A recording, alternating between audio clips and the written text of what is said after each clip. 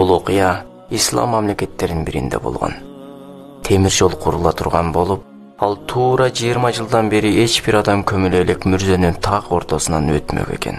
Аалымдардан фатва сурап, мамлекеттен мүрзөнү башка жакка жылдыруу боюнча уруксат алып иш башталды.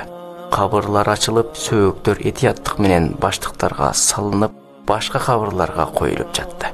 Бир убакта бир кабырды ачкан кызматкерлер ишти токтотуп туруп калышты. Ошол жерде иштеп жаткан кызматкерлердин башчысы келди. Жаңы эле көмүлгөн өлүккө көзү түштү. Айылдын көркоосун чакырып сурашты. Бул жерге 20 жылдан бери эч кимди көмүшкөн эмес деп маалымат беришкен эле. Бул тууралуу сиз эмне дейсиз? Деди. Мен да алардын сөзүн тастыктаймын. Бирок бул өлүк тууралуу маалыматым жок экен деди. Аламан топтун арасынан жашуулуураак аксакал айтты. Өлүктүн жүзүн ачып көргүлө. Балким тааныган билгендер болсо тууган туушкандарын чакыртабыз деди. Иш көркөөгө тапшырылды. Канчалаган адамдарды жерге берип, андан эти чымырап койбогон көркөө өлүктү кабырдан чыгарып анын жүзүн ачкан ишке катышпаган эле. Жүрөгү солуктей түштү. Жанындагылар да муну байкап турушту. Эптеп өлүктүн жүзүн ачканда баягы коркуудан эч нерсе калбады. Өлүк жаш жигит болуп, куду муктап жаткандай кепинге орулуп жатар эле. Баары тегилип карап турганда, аксакал өлүккө жакын барды. Ой тобо, бул мындан 20 жыл мурун көмүлгөн баланчанын баласы го. Эгер ал тирүү болгондо туура 40 жашка чыкмак. Бул баланын атасы тирүү, чакырып келүү керек, деди аксакал. Аксакалдын бул сөзүнөн баары таң калышты. Арасынан бир баланы өлүктүн атасын алып келүү үчүн үйүнүн дарегин айтып, атасына эч нерсени айтпоо шарты менен жөнөтүштү. Баланын атасы келди. Аксакал болгон окуяны айтып бергенде, атасынын көзүнөн жаш акты. Баласына карап, сени менен узак убакыттан кийин кайра жолуктурган Аллага чексиз шүгүрлөр болсун. Биздин жашообуз да акырындап калды балам. Ылайым биздин өлүмүбүздү да сеникиндей чырайлуу кылган болсун. Аксакалдын көзүнөн сүйүнүч жаштары токтоосуз куюлар эле. Кечиресиз ата. Бизди ойлондуруп койгон бул окуянын себебин билгибиз келет. Балаңызга Алла Таала ушундай жакшы өлүм насип эткен экен, балаңыз кандай амал кылар эле? Дешти топтолгон жамаат. Балам жакшы инсан эле. Ата-энесине меримдүү эле, деди. Дагы кандай амалдары бар эле? Балам дайыма намазын мечитте, жамаат менен чогуу окуйт эле.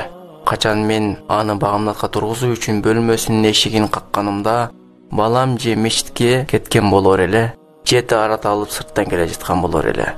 Эч багымдатка уктап калганын көргөн эмесмин. Балам 5 убак намазга бекем эле. Баардык кеп ушунда. Пайгамбар саллаллаху алейхи ва саллям багымдат намазынын 2 рекет сүннөтү бул дүйнө жана бул дүйнөдөгү баардык нерседен жакшы деген. Эгер сүннөтү ушундай фазилетке ээ болсо, парзына эмне дейсиңер? Деп сөзүн жыйынтыктады аксакал. Албетте Аллах Таала намазга бекем адамдын сыйлыгын текке кетирбейт. Ким дүйнөдөн тургузулган намазы менен өтсө, ал утту. Ким дүйнөдөн намазсыз өтсө, ал утулду. Ушуга окшогон дагы бир окуяны көзү өтүп кеткен шейх Устаз Чубак ажы сабактарынын биринде айтып берген эле. Ал киши айтат: түштүк регион жакта жер силкинүү болуп, кабырлардын кээ бири ачылып кеткен. Арасынан бир аялдын да кабыры ачылып калган. Караза кепини да чирибептир. Бул аял кимге тиешелүү экенин сурап сүрүштүрсө, мал кой баккан бир кишинин аялы болгон экен. Андан сураса аялы мындан 15 жыл мурун дүйнөдөн өткөн экен. Ал аял дайыма намазды өзү багында окуган, күйөөсүнө кызмат кылган, балдарына жакшы тарбия берген жана күйөөсү менен мал кой баккан аял болгон экен. Мен ойлоймун, балким ал аял башка аялдардан алыста болуп, гыйбат, миш-миш деген жаман нерселерден оолак болгондуктан Алла Таала аны кабыр азабынан сактаган болуусу мүмкүн, дейт Устаз Чубак ажы. Туура, кабыр азабына дуушар кыла турган амалдар да бар. Бирок анын тескерисин кылсаң, кабыр азабынан кутулууң да мүмкүн. Бир күнү Пайгамбар саллаллаху алейхи ва саллям 2 кабырдын жанынан өтүп баратып, дарактын бутагынан сындырып 2 кабырдын башына сайып койду.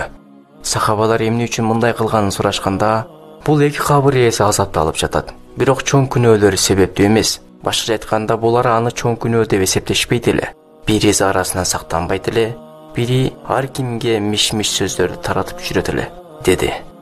Бизге эч нерсе эместей түйүлгөн ушул 2 нерсе адамды кабыр азабына дуушар кылар экен. Ошондуктан заараңызды кийимдин ар жерине тийип калуусунан сактаңыз. Ич кийимди кирдигинен жалтырап кеткиче кийип жүрө бербей, тез-тез алмаштырып туруңуз. Жана минтиптир, антиптир деген болбоор тастыкталбаган миш-миш сөздөрдү таратпаңыз. Бул сиздин кабыр азабына дуушар болууңуздан сактайт. Адам кабырга түшкөндө аны түбөлүктүү бейишке кирүүсү же түбөлүктүү тозоку экени билинет. Себеби кабырда жаткан учурунда ага түбөлүк бара турган жери дайыма көрсөтүлүп турат. Ошондуктан кыямат күнү адамдар кабырларынан турганда адамдардын күнөөкөрлөрү айтышат: бизге азап эле болду. Ким биздин жаткан жерибизден тургузду деп айтышат. А жакшы инсандар кабырларынан турганда сүйүнгөндөн мойнун бийик созуп Аллага жолугуу үчүн алдыга ылдамдап басып кетет. Себеби экөө тең кабырда жатып бара турган жерин көргөн. Кабыр бул акыреттин биринчи эшиги. Ошондуктан жакшы амалдарды кылалы. Ассаламу алейкум рахматуллах ва баракатух.